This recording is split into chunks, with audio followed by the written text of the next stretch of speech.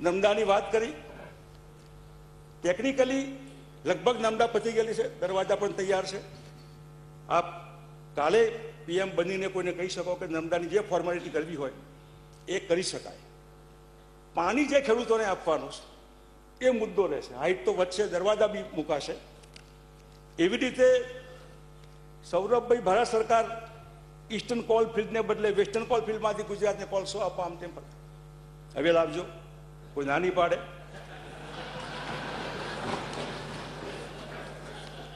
એવું gas grid ગુજરાતમાં.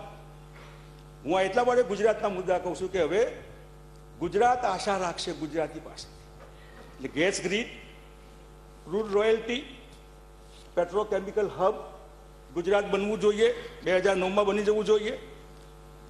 Gas, petrol, diesel, ખાતર સસ્તું થવું જોઈએ. એટલું નહીં, શક્ય હોય તો જેટલી મિનરલ્સ પ્રોડક્ટ દેશમાં અલગ અલગ રાજ્યોમાંથી નીકળે છે એ રાજ્યોને એનો હિસ્સો આપવો જોઈએ. રોયલ્ટી નહીં, હિસ્સો. આ હિસ્સો આપવામાં નક્કી થાય ક્રાઇટેરિયા તો હું માનું ત્યાં સુધી ખૂબ પછાત રાજ્યો, આસામ હોય યા છત્તીસગઢ હોય કે ઇવન ઓડિશા, આ મિનરલ્સના લીધે ગુજરાત પણ એમાં આવી જાય, બહુ મોટો ફાયદો થશે. એટલે હવે ક્રૂડ રોયલ્ટી હોય એ ડબલ થાય, જે માગણી કરેલી.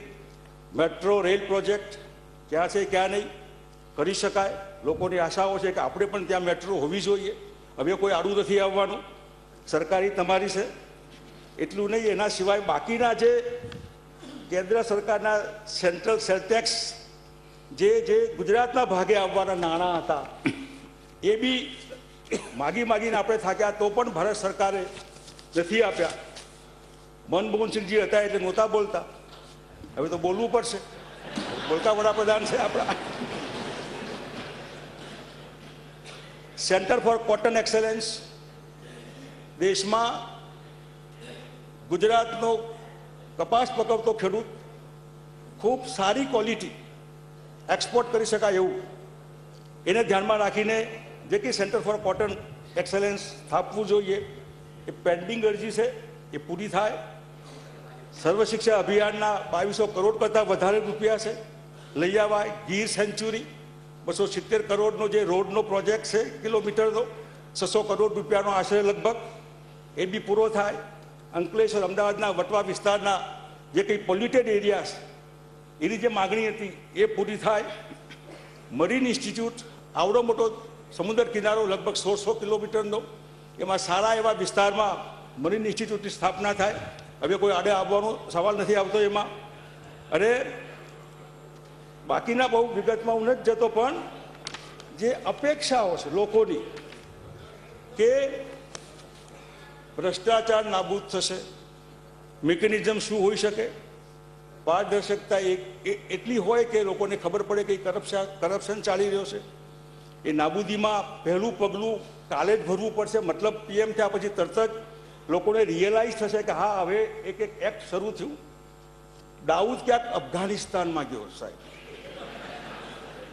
અમેરિકાએ ઓબામાને પકડી પાડેલો, એમ હવે ઓબામાનું તો મોત છે, ઓબામાને પ્રોબ્લેમ થવાનું છે. સાહેબને આમંત્રણ આવશે એટલે સીધી રેલી વોશિંગ્ટન હશે, 50 લાખ ઇન્ડિયન્સ અમેરિકન્સની. ઉતર્યા પછી સીધી વોશિંગ્ટન. ઓબામાને ખબર પડશે કે અત્યાર સુધી જે વિઝા નહોતા આપતા, હવે જખ મારીને દેશના પ્રાઇમ મિનિસ્ટરને તમે વિઝા આપો છો. એની પાર્ટીને પણ જો એ તો એના 2 એટમ પૂરી થઈ પડજો. આ તારા નાણાં લાવવા માટેના લઈ આવો બાબા ગમે ત્યાંથી. એવી રીતે મોંઘવારી ઉપરનો કાબુ, એ 6 મહિનામાં 25% મોંઘવારી ઘટાડીશું. મનમોહનસિંહજીએ અમે લોકોએ 100 દિવસ કીધેલા, એમને સમજીને ડબલ કર્યું છે. આ 6 મહિના, આપણે 6 મહિના નહીં 12 મહિના પછી ઉઘરાણી કરીશું. સાહેબ હવે કેટલે આવ્યું જરા બતાવો. બહુ કાઠું છે આ બધું. એટલે એ પોતે એમાં મોંઘવારી ઓછી થાય, રિસેશન છે દેશમાં, મંદી ઓછી થાય. માંસની નિકાસ બંધી, પિંક રિવોલ્યુશન. ગુજરાતમાં ગાયો કપાય છે, ગાયોનું માંસ રોજ પકડાય છે, હું દેશના આવતીકાલના વડાપ્રધાનને વિનંતી કરીશ કે પકડાતું વાહન ને પકડાયેલા માણસોને 302ની કલમ લાગે, જે અંદર હોય એને ગૌના માંસ પકડાય એમાં એવો કડક કાયદો એ હવે કોઈ કહી નહીં શકે કે દિલ્હીનો કાયદો નરમ છે કે રાજ્યનો કાયદો નરમ છે. 302નું લાગે ને એક ટ્રક બી ન છૂટે અને માણસો બી ન છૂટે. એવું જ શરાબબંધીવાળું આ રાજ્ય છે. પહેલાં તો નાની ગાડીઓ પકડાતી, હવે ટેન્કર પકડાય છે. હું ઈચ્છું કે યુવા ધન બરબાદ થઈ ગયું છે. એમની પાસેથી અપેક્ષા રાખીએ કે કમસે કમ એ કાયદો ગુજરાતમાં છે, આખા દેશમાં જ્યાં લગાવો ત્યાં ભલે લગાવે, પણ અહીં છે ત્યાં કડક ઇમ્પ્લિમેન્ટેશન એ બી પકડાય, એને બી જે કડકમાં કડક સજા થાય, એ વાહન પકડાય, માણસ પકડાય, એને આજીવન કેદ થાય. આવો કડક કાયદો હજી બાકી હોય તો દારૂબંધી માટે પણ કરી શકાય. દેશની નદીઓ જોડવાની વાત કરીશ.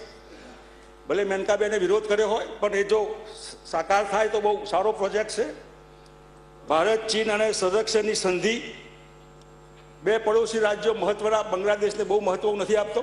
ચીન અને પાકિસ્તાન, લદાખ દબાઈને બેઠેલું છે ચીન, કેટલોક હિસ્સો, POK પાકિસ્તાન ઓક્યુપાઈ કાશ્મીર, અત્યારથી પાકિસ્તાનવાળા ઢીલા પડ્યા છે.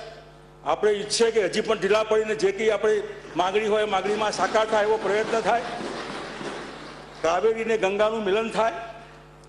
એના અનેક બીજા નાના મોટા મુદ્દામાં નથી જતો, પરંતુ ગુજરાતમાં સિંહો મધ્યપ્રદેશ નહીં જાય, ગીરના સિંહોની બદલી નહીં થાય, કોઈ અધિકારીની બદલી ભલે થાય, પણ ગીરના સિંહો ત્યાં નહીં જાય એનું પૂરું ધ્યાન રહેશે હું અપેક્ષા રાખું છું. અને ઢંઢેરાના મુદ્દા જે હતા 2-3, જેમાં મર્યાદામાં રહીને રામ મંદિરનું નિર્માણ, અડવાણી સાહેબે રથયાત્રા કાઢી અયોધ્યાની, બીજેપી ક્લાઇમેક્સ પર હતું એ વખતે મતોમાં, પછી NDAના ચક્કરમાં 2-3 મુદ્દામાં કોમ્પ્રોમાઇઝ વાજપેયી સાહેબે કરવું પડ્યું. એમાં એક અયોધ્યાના રામ મંદિરના નિર્માણનો મુદ્દો હતો.